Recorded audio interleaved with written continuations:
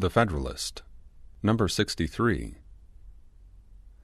A fifth desideratum, illustrating the utility of a Senate, is the want of a due sense of national character. Without a select and stable member of the government, the esteem of foreign powers will not only be forfeited by an unenlightened and variable policy, proceeding from the causes already mentioned, but the national councils will not possess that sensibility to the opinion of the world, which is perhaps not less necessary in order to merit than it is to obtain its respect and confidence. An attention to the judgment of other nations is important to every government for two reasons. The one is that, independently of the merits of any particular plan or measure, it is desirable on various accounts that it should appear to other nations as the offspring of a wise and honorable policy. The second is that in doubtful cases, particularly where the national councils may be warped by some strong passion or momentary interest, the presumed or known opinion of the impartial world may be the best guide that can be followed. What has not America lost by her want of character with foreign nations, and how many errors and follies would she not have avoided if the justice and propriety of her measures had in every instance been previously tried by the light in which they would probably appear to the unbiased part of mankind? Yet however requisite a sense of national character may be, it is evident that it can never be sufficiently possessed by a numerous and changeable body. It can only be found in a number so small that a sensible degree of the praise and blame of public measures may be the portion of each individual, or in an assembly so durably invested with public trust that the pride and consequence of its members may be sensibly incorporated with the reputation and prosperity of the community. The half-yearly representatives of Rhode Island would probably have been little affected in their deliberations on the iniquitous measures of that state by arguments drawn from the light in which such measures would be viewed by foreign nations, or even by the sister states, whilst it can scarcely be doubted that if the concurrence of a select and stable body had been necessary, a regard to national character alone would have prevented the calamities under which that misguided people is now laboring. I add as a sixth defect the want, in some important cases, of a due responsibility in the government to the people, arising from that frequency of elections which in other cases produces this responsibility. This remark will perhaps appear not only new but paradoxical. It must nevertheless be acknowledged, when explained, to be as undeniable as it is important. Responsibility, in order to be reasonable, must be limited to objects within the power of the responsible party, and in order to be effectual, must relate to operations of that power, of which a ready and proper judgment can be formed by the constituents. The objects of government may be divided into two general classes, the one depending on measures which have singly an immediate and sensible operation, the other depending on a succession of well-chosen and well-connected measures which have a gradual and perhaps unobserved operation. The importance of the latter description to the collective and permanent welfare of every country needs no explanation, and yet it is evident that an assembly elected for so short a term as to be unable to provide more than one or two links in a chain of measures, on which the general welfare may essentially depend, ought not to be answerable for the final result, any more than a steward or tenant engaged for 1 year could be justly made to answer for places or improvements which could not be accomplished in less than half a dozen years.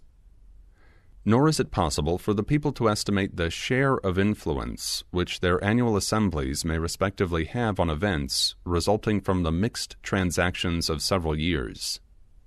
It is sufficiently difficult to preserve a personal responsibility in the members of a numerous body for such acts of the body as have an immediate, detached, and palpable operation on its constituents. The proper remedy for this defect must be an additional body in the legislative department, which, having sufficient permanency to provide for such objects as require a continued attention and a train of measures, may be justly and effectually answerable for the attainment of those objects. Thus far I have considered the circumstances which point out the necessity of a well-constructed Senate only as they relate to the representatives of the people. To a people as little blinded by prejudice or corrupted by flattery as those whom I address, I shall not scruple to add that such an institution may be sometimes necessary as a defense to the people against their own temporary errors and delusions. As the cool and deliberate sense of the community ought in all governments, and actually will in all free governments, ultimately prevail over the views of its rulers, so there are particular moments in public affairs when the people, stimulated by some irregular passion or some illicit advantage, or misled by the artful misrepresentations of interested men, may call for measures which they themselves will afterwards be the most ready to lament and condemn. In these critical moments, how salutary will be the interference of some temperate and respectable body of citizens, in order to check the misguided career, and to suspend the blow meditated by the people against themselves, until reason, justice, and truth can regain their authority over the public mind. What bitter anguish would not the people of Athens have often escaped if their government had contained so provident a safeguard against the tyranny of their own passions? Popular liberty might then have escaped the indelible reproach of decreeing to the same citizens the hemlock on one day and statues on the next. It may be suggested that a people spread over an extensive region cannot, like the crowded inhabitants of a small district, be subject to the infection of violent passions, or to the danger of combining in pursuit of unjust measures. I am far from denying that this is a distinction of peculiar importance. I have, on the contrary, endeavored in a former paper to show that it is one of the principal recommendations of a confederated republic. At the same time, this advantage ought not to be considered as superseding the use of auxiliary precautions.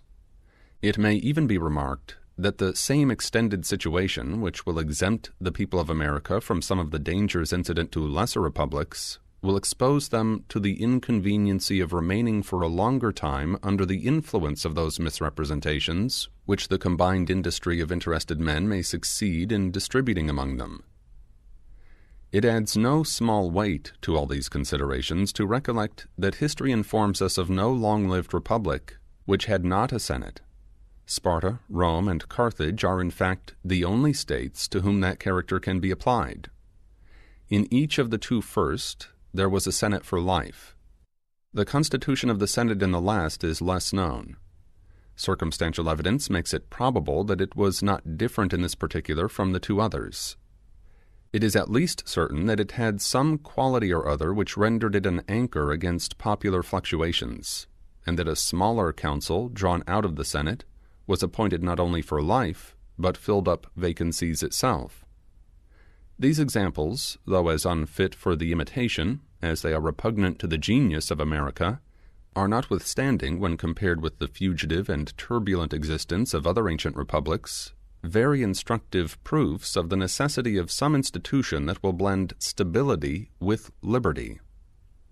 I am not unaware of the circumstances which distinguish the American from other popular governments, as well ancient as modern,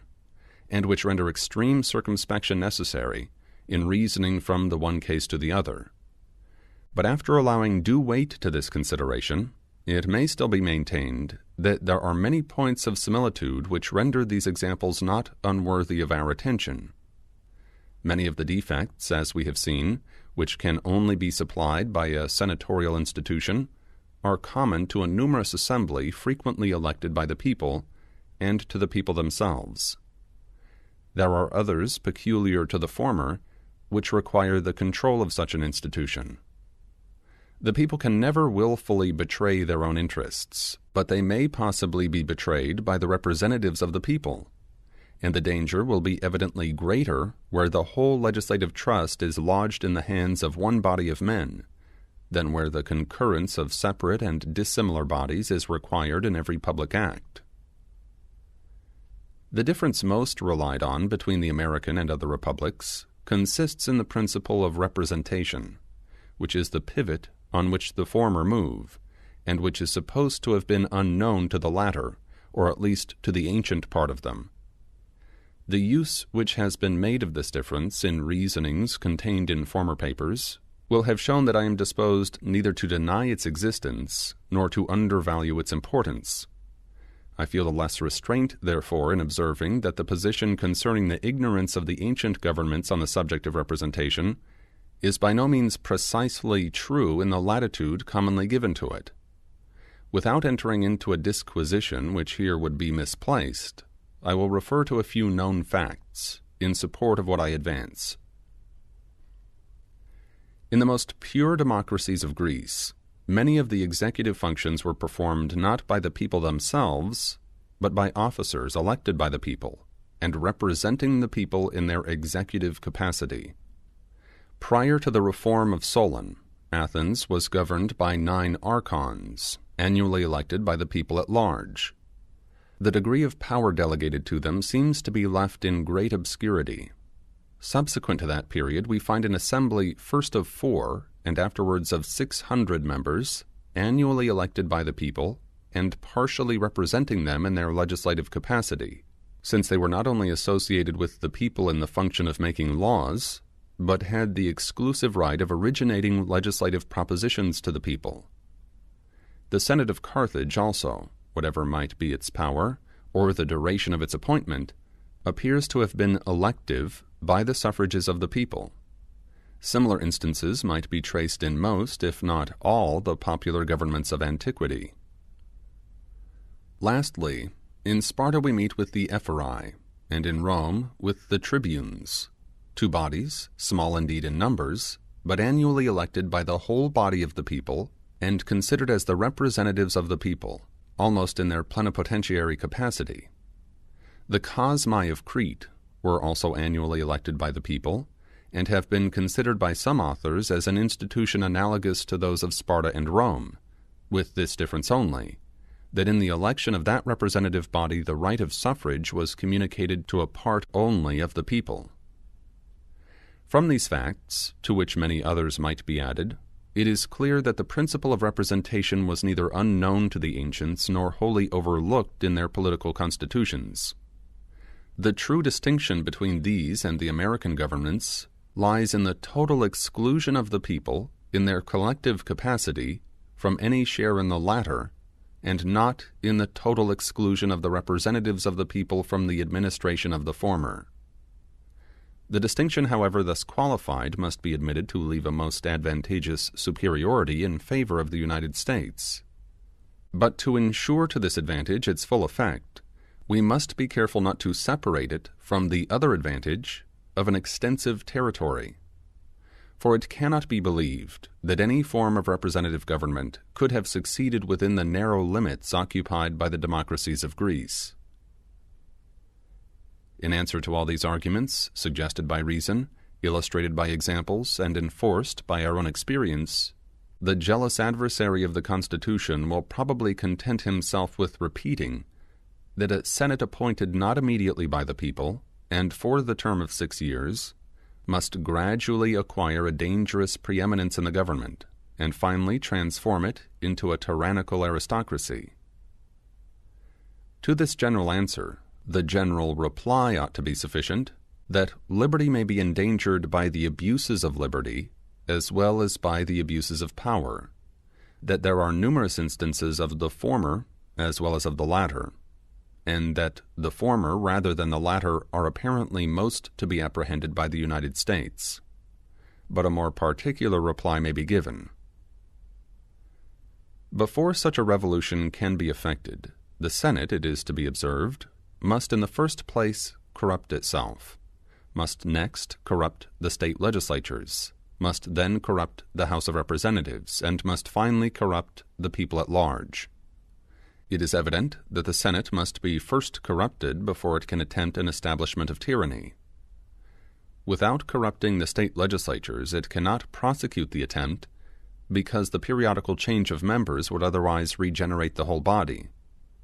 Without exerting the means of corruption with equal success on the House of Representatives, the opposition of that co-equal branch of the government would inevitably defeat the attempt, and without corrupting the people themselves, a succession of new representatives would speedily restore all things to their pristine order. Is there any man who can seriously persuade himself that the proposed Senate can, by any possible means within the compass of human address, arrive at the object of a lawless ambition through all these obstructions? If reason condemns the suspicion, the same sentence is pronounced by experience. The Constitution of Maryland furnishes the most apposite example. The Senate of that state is elected, as the federal Senate will be, indirectly by the people, and for a term less by 1 year only than the federal Senate. It is distinguished also by the remarkable prerogative of filling up its own vacancies within the term of its appointment, and at the same time is not under the control of any such rotation as is provided for the federal Senate. There are some other lesser distinctions which would expose the former to colorable objections that do not lie against the latter. If the federal Senate, therefore, really contained the danger which has been so loudly proclaimed, some symptoms at least of a like danger ought by this time to have been betrayed by the Senate of Maryland, but no such symptoms have appeared. On the contrary, the jealousies at first entertained by men of the same description with those who view with terror the correspondent part of the federal Constitution have been gradually extinguished by the progress of the experiment, and the Maryland Constitution is daily deriving, from the salutary operation of this part of it, a reputation in which it will probably not be rivaled by that of any state in the Union. But if anything could silence the jealousies on this subject, it ought to be the British example. The Senate there, instead of being elected for a term of 6 years, and of being unconfined to particular families or fortunes, is an hereditary assembly of opulent nobles. The House of Representatives, instead of being elected for 2 years and by the whole body of the people, is elected for 7 years, and in very great proportion, by a very small proportion of the people. Here unquestionably ought to be seen in full display the aristocratic usurpations and tyranny which are at some future period to be exemplified in the United States. Unfortunately, however, for the anti-federal argument, the British history informs us that this hereditary assembly has not been able to defend itself against the continual encroachments of the House of Representatives, and that it no sooner lost the support of the monarch than it was actually crushed by the weight of the popular branch. As far as antiquity can instruct us on this subject, its examples support the reasoning which we have employed. In Sparta, the Ephori, the annual representatives of the people, were found an overmatch for the Senate for life, continually gained on its authority, and finally drew all power into their own hands. The tribunes of Rome, who were the representatives of the people, prevailed, as is well known, in almost every contest with the Senate for life, and in the end gained the most complete triumph over it. The fact is the more remarkable, as unanimity was required in every act of the tribunes, even after their number was augmented to 10. It proves the irresistible force possessed by that branch of a free government which has the people on its side. To these examples might be added that of Carthage, whose Senate, according to the testimony of Polybius, instead of drawing all power into its vortex, had, at the commencement of the Second Punic War, lost almost the whole of its original portion. Besides the conclusive evidence resulting from this assemblage of facts, that the federal Senate will never be able to transform itself by gradual usurpations into an independent and aristocratic body, we are warranted in believing that if such a revolution should ever happen, from causes which the foresight of man cannot guard against, the House of Representatives, with the people on their side, will at all times be able to bring back the Constitution to its primitive form and principles. Against the force of the immediate representatives of the people, nothing will be able to maintain even the constitutional authority of the Senate, but such a display of enlightened policy and attachment to the public good as will divide with that branch of the legislature the affections and support of the entire body of the people themselves. Publius.